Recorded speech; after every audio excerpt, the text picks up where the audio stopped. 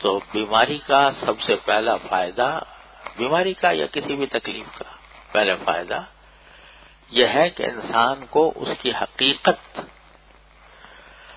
بتائی جاتی ہے، اس پر متنبہ کیا جاتا ہے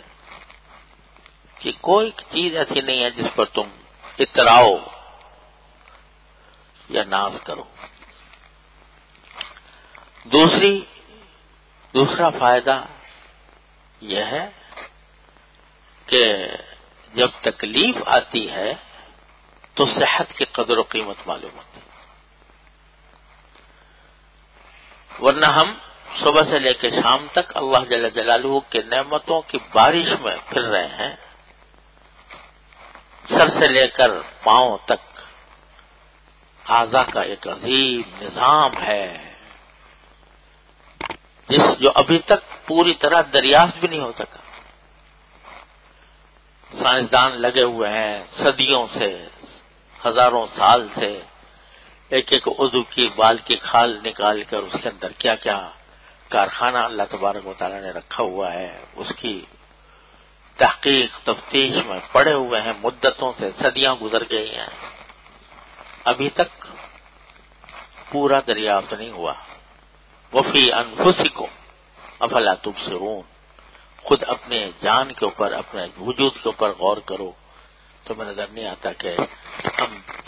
نے کس طرح کی نعمتوں کو تمہیں دے رکھا۔ غفلت کے عالم میں اپنے جسم کی ہر نعمت کو استعمال کر رہے ہیں۔ آنکھ اللہ تعالیٰ نے دے رکھی ہے، اس سے نہ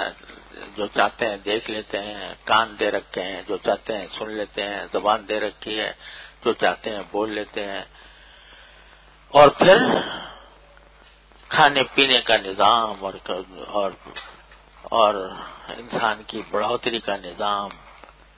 ایک کارخانہ ہے، عجیب و غریب کارخانہ ہے جو اللہ تبارک و تعالیٰ نے دے رکھا ہے، مگر غفلت کی حالت میں استعمال کیے جا رہے ہیں۔ نہیں معلوم کہ کتنی بڑی نعمت اللہ تعالیٰ نے دے رکھی ہے۔ جب کبھی کسی نعمت میں کوئی فرق آتا ہے یا اس کا کوئی ذرا سا بھی اس میں خلل واقع ہوتا ہے، تب پتہ چلتا کتنی بڑی نعمت دے رکھی تھی اللہ تبارک و تعالیٰ نے۔ ابھی میرا آنکھوں کا آپریشن ہوا تو 2-3 دن ایسے گزرے جس میں چیزیں صاف نظر نہیں آتی تھی۔ عادت ہے ساری زندگی پڑھنے کی، لکھنے کی، خالی بیٹھنا بہت بھاری ہوتا ہے، لیکن کچھ چند دن ایسے گزرے کہ پڑھنے پر قادر نہیں تھا، پڑھنے پر قدرت نہیں تھی، لکھنے پر نہیں تھی۔ وہ 2-3 دن جب گزرے تو پتہ لگا کہ یا اللہ، آپ نے ساری زندگی سال ہر سال سے یہ نعمت عطا فرما رکھی ہے، اس کی بے مانگے دے رکھی ہے، بغیر کسی پیسے کے، بغیر کسی محنت کے عطا فرما رکھی ہے، اور دن رات استعمال کرتے رہے ہیں، کبھی اس کی قدر و قیمت اتنی نہیں سمجھی جتنی اب 2-3 دن کے اندر پتہ لگا۔ اللہ تعالیٰ نے پھر رفتہ رفتہ کر کے اس کے اندر ترقی عطا فرمائی، اب بھی اللہ کا شکر ہے، روزانہ کچھ نہ کچھ بہتری ہو رہی ہے۔ تو لیکن جب قدر نعمت بعد زوال، نعمت کی قدر اس کے ظاہر ہونے کے بعد ہوتی ہے، تو بیماری سے ایک دوسرا فائدہ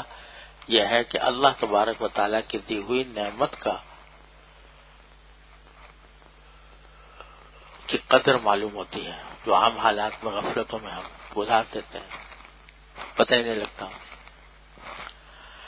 تو نعمت کی قدر، اور یہ دوسرا بڑا فائدہ ہے جو حاصل ہوتا ہے۔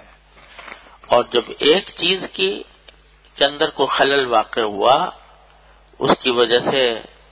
اس کی صحت کی قدر ہوئی، تو باقی جو اعضاء ہیں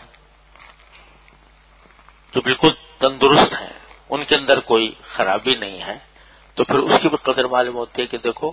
یہ ایک چیز خراب ہے مگر کتنی چیزیں ہیں جو اللہ تبارک و تعالیٰ نے اپنے عطا فرما رکھی ہیں، اور اس کی نعمت سے ہم فائدہ اٹھا رہے ہیں۔ حضرت میرے والد ماجد رحمۃ اللہ علیہ کے استاد تھے حضرت مولانا سید اصغر حسین صاحب رحمۃ اللہ علیہ، جو حضرت میاں صاحب کے نام سے مشہور تھے. تو حضرت والد صاحب رحمۃ اللہ علیہ ان کے بہت خاص تعلق تھا. ایک مرتبہ حضرت میاں صاحب بیمار ہوئے تو حضرت والد صاحب رحمۃ اللہ علیہ عیادت کے لیے تشریف لے گئے. تو جا کر دیکھا کہ سخت بخار میں ہے، تیز بخار چڑھا ہوا ہے، اور بخار کے عالم میں جو آدمی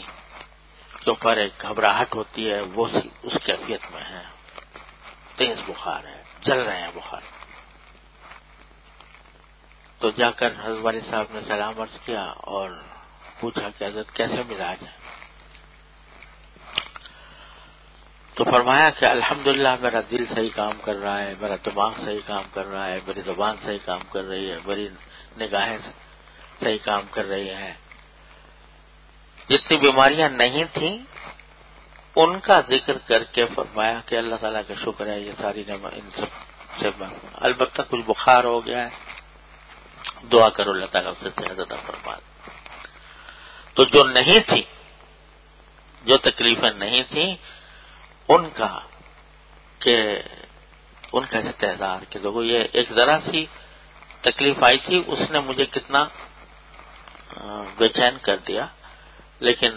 یہ جو ساری کی سارے اعضاء کام کر رہے ہیں، صحت مند ہیں، تو ان کی قدر معلوم ہوتی ہے. اس کا اللہ تعالیٰ اس کا احساس کرنے کی توفیق عطا فرمائے، اس پر شکر ادا کرنے کی توفیق عطا فرمائے. تو دوسری بات یہ کہ قدر عافیت، اللہ تعالیٰ کی دی ہوئی نعمتوں کی کچھ قدر پہچاننے کا موقع ملتا ہے. تیسرا فائدہ یہ کہ اگر اللہ تبارک و تعالیٰ بندے کو توفیق دے تو اس بیماری کی وجہ سے رجوع اللہ تبارک و تعالیٰ کی طرف رجوع میں اضافہ ہوتا ہے. مانگتا ہے بندہ، یہ مانگتا ہے کہ یا اللہ مجھے صحت دے دے، یا اللہ مجھے عافیت دے دے، یا اللہ مجھے اس تکلیف سے نجات دے دے. اور چاہے دعا جو ہے وہ ایسی چیز ہے کہ چاہے دنیاوی مقاصد کے لیے ہو لیکن اس پر بھی اجر و ثواب ملتا ہے، وہ بھی عبادت لکھی جاتی ہے. تو رجوع اللہ، اللہ تعالیٰ توفیق عطا فرمائے تو بیماری میں رجوع اللہ بڑھ جاتا ہے، دعا کرنے کی توفیق ہوتی ہے. اسی لیے بزرگوں نے فرمایا کہ مجاہدے کی دو قسمیں ہیں. وہ مجاہدہ جو انسان کو اپنے نفس پر قابو پانے کے لیے ضروری ہوتا ہے اور جس سے درجات بلند ہوتے ہیں، وہ دو قسم کا ہوتا ہے. ایک وہ ہے جو اختیاری ہو، اختیار سے اپنے نفس کے اوپر آدمی زبردستی کر کے مجاہدہ کرے، اور ایک مجاہدہ اضطراری ہوتا ہے، یعنی زبردستی اللہ تعالیٰ کی طرف سے آگے، طبیعت کے خلاف ایک کام اللہ تعالیٰ کی طبیعت کی طرف سے آگے، یہ مجاہدہ اضطراری ہے. تو بزرگوں نے فرمایا کہ مجاہدہ اضطراری سے بندے کے درجات میں ترقی زیادہ تیز رفتاری سے ہوتی ہے، بشرطے کہ وہ اس میں رجوع اللہ کا اہتمام کرے، اللہ تعالیٰ سے مانگے. تو یہ دعاؤں کی نعمت، اللہ تعالیٰ کی طرف رجوع کرنے کی نعمت، یہ تیسرا عظیم فائدہ ہے جو اس حالت میں حاصل ہوتا ہے. پھر دعا کا حاصل بھی یہی ہے، اور بندے کے پاس اس کے سوا کوئی اور راستہ بھی نہیں ہے کہ اللہ تبارک و تعالیٰ کے فیصلے پر راضی رہے. تکلیف ہو، راحت ہو، جو بھی ہو، اللہ تعالیٰ کے فیصلے پر اللہم ارضنی بقضائک وبارک لی فیما قدر لی. اے اللہ جو کچھ بھی آپ نے فیصلہ فرمایا اس کے اندر. تو یہ رضا بالقضاء یہ ایک عظیم بذات خود ایک عبادت ہے، رضا بالقضاء. اور اسی کو دوسرے الفاظ میں کہہ لو تو صبر، اس کی توفیق اگر آدمی کوئی گلہ نہ ہو، شکوہ نہ ہو، چاہے اس تکلیف کو وہ ذکر کر رہا ہو زبان سے اللہ تعالیٰ کے سامنے، لیکن گلہ کوئی نہیں، شکوہ کوئی نہیں، اللہ تعالیٰ سے راضی ہے اس کے فیصلے پر، تو یہ صبر کی نعمت حاصل ہوتی ہے۔ اللہ تعالیٰ اس کی توفیق دے تو انما یوفی الصابرون اجرهم بغیر حساب، اس کا اجر الگ، اس کا اجر الگ ہے۔ یہ ایک دوسرا تیسرا چوتھا فائدہ۔ پھر اسی بیماری کے یا تکلیفوں کے دوران آدمی کو یہ بھی پتہ چلتا ہے کہ کون میرے ساتھ کتنی ہمدردی کا رکھتا ہے، کس کو کتنا تعلق ہے۔ لوگ دعائیں کرتے ہیں، عیادت کرتے ہیں، ان کو عیادت کا اجر ملتا ہے، اتنا اجر ملتا ہے کہ حدیث میں آتا ہے کہ جب کوئی بندہ اپنے کسی بھائی بہن کی عیادت کے لیے جاتا ہے تو 70,000 فرشتے اس کے حق میں دعا کرتے ہیں، اور جب تک عیادت کر رہا ہوتا ہے وہ جنت کے باغ میں ہوتا ہے۔ تو لوگوں کو عیادت، اور خاص طور سے ان لوگوں کی عیادت زیادہ قابل قدر ہوتی ہے جو عیادت کے اندر اس بات کا بھی لحاظ رکھیں کہ بھئی عیادت سے میری کسی مریض کو تکلیف نہ ہو، اس کی وجہ سے ملاقات بھی نہیں کرتے بعض اوقات، لیکن دعائیں کرتے ہیں۔ اهدنا الصراط المستقیم، ہم کو سیدھے رستے چلا